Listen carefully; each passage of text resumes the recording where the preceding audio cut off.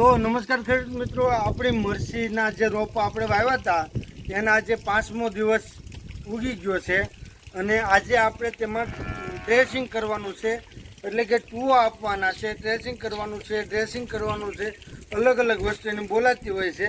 હવે એમાં આપણી પાસે એક તો છે આ માઇકો રાજા, હું તમને બતાવું. જો આ માઇકો રાજા છે, ત્યાર પછી આ સુડોમોનાસ છે, ત્યાર પછી આ ટ્રાઇકોડર્મા છે અને ત્યાર પછી આપણો આ 2 કિલો ગોળ છે. તો મિત્રો હવે આપણે જ્યારે પાયાનો બેઝલ ડોઝ આપ્યો ત્યારે આપણે એમાં માઇકો રાજા નાખેલા હતા, એટલે એ અત્યારે આપણે ભેળવવાના નથી. હવે ખેડૂત મિત્રો ઘણા ખેડૂતો આપણને વિડીયોમાં બતાવે છે કે ભાઈ માઇકો રાજા, સુડોમોનાસ ને ટ્રાઇકોડર્મા, ગોળ ને બધું સારી આઈટમ મિક્સ કરી અને ટૂવા આપવા. પણ મિત્રો જ્યારે આ 4 વસ્તુ ભેળી કરો એટલે આ માઇકો રાજા જે છે તે કામ આપતું બંધ થઈ જાય છે, તે કામ આપતું નથી. એટલે જ્યારે ટ્રાઇકોડર્મા, સુડોમોનાસ જ્યારે ભેળું કરતા હોઈએ છીએ ત્યારે આપણે માઇકો રાજા કોઈપણ સંજોગોમાં આમની સાથે ભેળવવાનું થતું નથી. એટલે આને આપણે મૂકી દઈએ છીએ સાઈડમાં.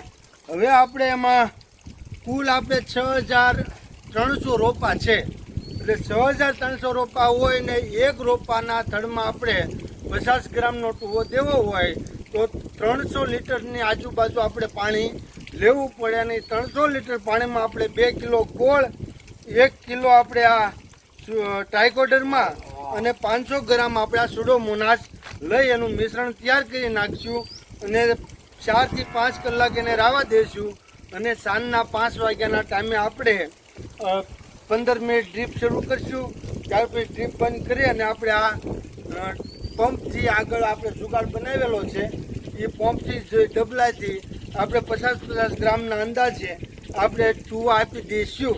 તો હવે મિત્રો પહેલાં તો આપણે આમાં 300 લીટર પાણી, તો પહેલાં તો આપણે અત્યારે આ 10 લીટરનું કેન ભર્યું છે એની અંદર આપણે નાખી દઈએ ગોળ અને ગોળને સરખી રીતે આપણે ઓગાળી અને ત્યાર પછી તમામ વસ્તુ મિક્સ કરી અને આપણે ટીપણામાં 5-6 કલાક માટે એને રાવા દઈશું, જેથી કરીને એના જે બેક્ટેરિયા હોય એ ફૂલ એક્ટિવ થઈ જાય છે.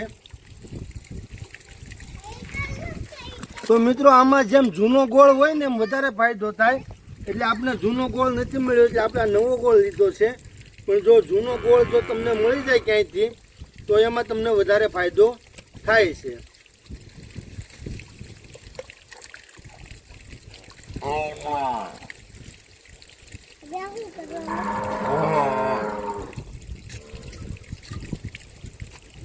હવે આપણે આ ગોળ સરખી રીતે આને ઓગાળી નાખીએ આપણે અને ત્યાર પછી ટીપણામાં નાખી દઈશું.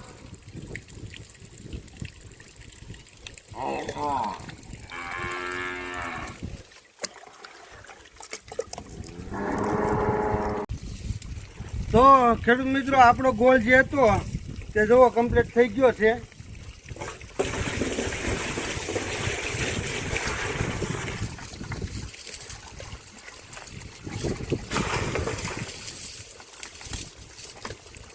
તો હવે એમાં આપણે 500 ગ્રામ આ સુડોમોનાસ નાખી દઈશું. અને જો તમારે પંપ એક પંપ કરવો હોય ને મિત્રો તો એક પંપમાં 20 ગ્રામ નાખવાનું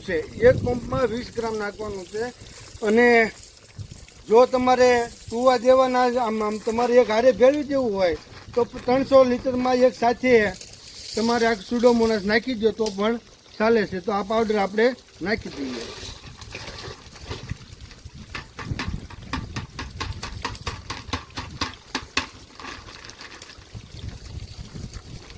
ત્યાર પછી મિત્રો આ ટ્રાઇકોડર્મા, તો મિત્રો આપણે 1 એકર આ મોનિટર, એક જાતનું મોનિટર ટ્રાઇકોડર્મા કહેવામાં આવે છે.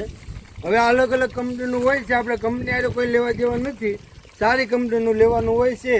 એટલે આપણે 300 લીટર પાણીમાં 1 કિલો આ ટ્રાઇકોડર્મા આપણે નાખી દઈએ.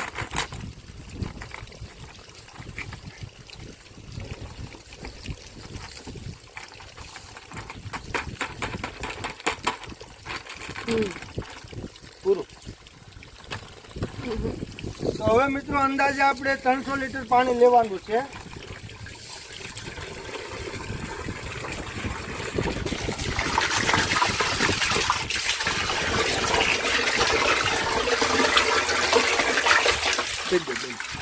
તો ખેડૂત મિત્રો, હવે આપણે સુડોમોનાસ અને ટ્રાઇકોડર્મા જે હતું અને ગોળ, આ ત્રણ વસ્તુ આપણે ભેળવીથી એનો આજે બીજો દિવસ, એટલે એની ઉપરથી અંદાજે આપણે 14-15 કલાક વહી ગઈ છે. આપણે 8 કલાકમાં છાંટવાનું હતું મિત્રો, પણ હવે અત્યારે આપણે એકલા છે, કોઈ ભાગ્યા છે નહીં, એટલે એકલામાં કામ વધારે, કારણ કે આપણે કોરવાળનું કામ ચાલતું હતું, હાલતું હતું.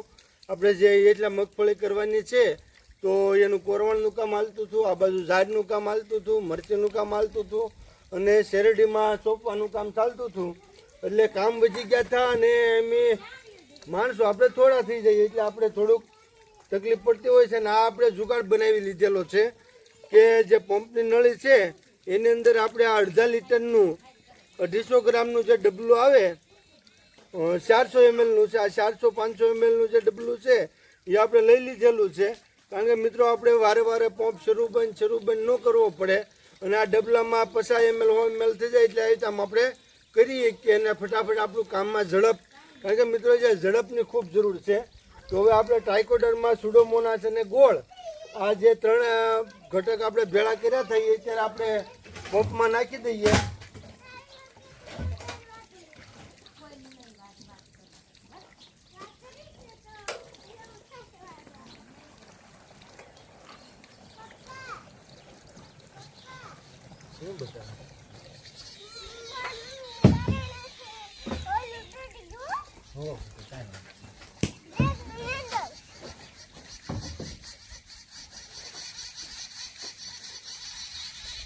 આ ઘરે બેટા દવા ચાલુ છે.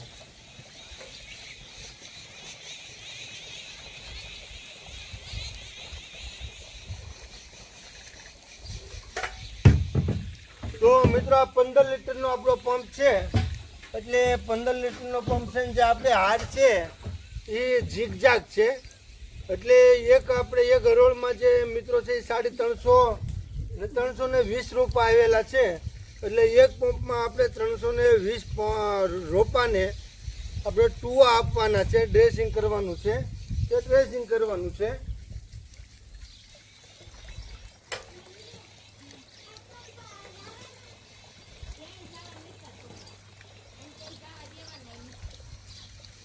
એટલે 3 આપણે રોપા સોંપ્યાના 5મા દિવસે હું આજે ડ્રેસિંગ કરવાનું છું, ડન છે.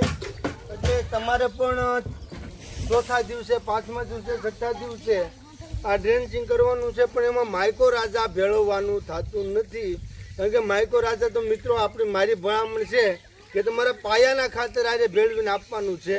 અને ત્યાર પછી આ દવા આપણે આપ્યા, આ ટુવા આપ્યા પછી 6થા દિવસે ફરી વખત એકલું માઇકો રાજ આપવાનું છે, એની સાથે ગોળ કે કોઈ નહીં.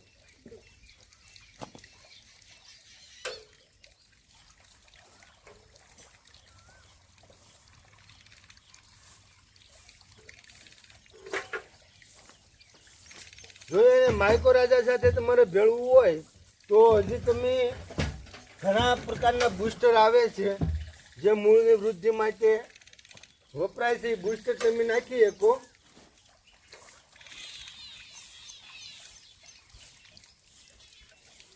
પણ આ એકેની સાથે તમારે ઓગણી કે કોઈ પણ પ્રકારના ખાતરો ભેળવવાના નથી. જો તમે આ સુડોમોનાસ નાખો તો ટ્રાઇકોડર્મા, સુડોમોનાસ ને ગોળ આ ભેળવવાનું છે. અને માઇકો રાજા રાખો તો એની સાથે કોઈ બુસ્ટર તમે ભેળવી શકો. પણ આ બધી દવાને ભેળી કરીને એક હારે આપી દો ને તમને રિઝલ્ટ મળી જાય એ શક્ય છે જ નહીં. કોઈ પણ દાવો કરતા હોય તો મારો દાવો ચોખ્ખો છે કે આ બધી દવા ભેળી થતી નથી.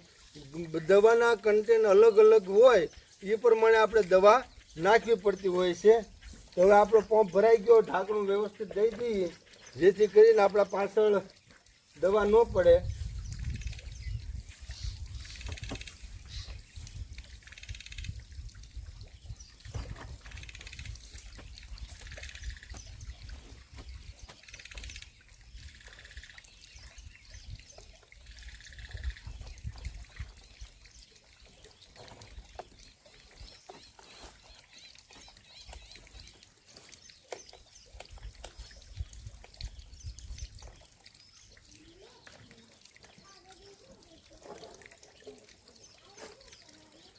તો મિત્રો જુઓ, આ રીતે આમાં પાણી ભરાશે એટલે આપણે આ રીતે હળવું હળવું છે ને ઝડપથી આપણું કામ પતી જશે.